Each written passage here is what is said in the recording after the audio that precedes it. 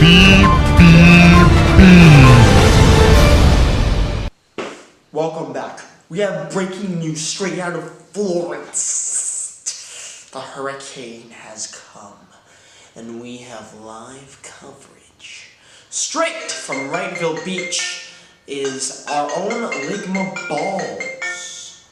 As you can see, there's a lot of rain and a lot of wind, and it's kind of hard to stay up.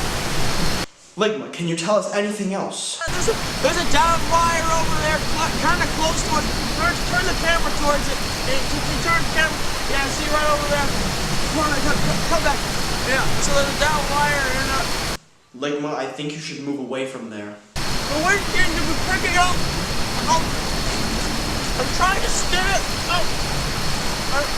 I'm trying to stand, but the wind's kind of strong. Ligma, we'll get back to you when you move to higher ground, okay? All right, Peter. Wait.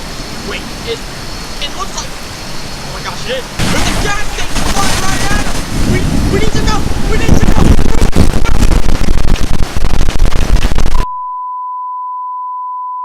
Seems as if we've lost Ligma, but we will have continuing coverage of the Florence hurricane that is affecting the Carolinas.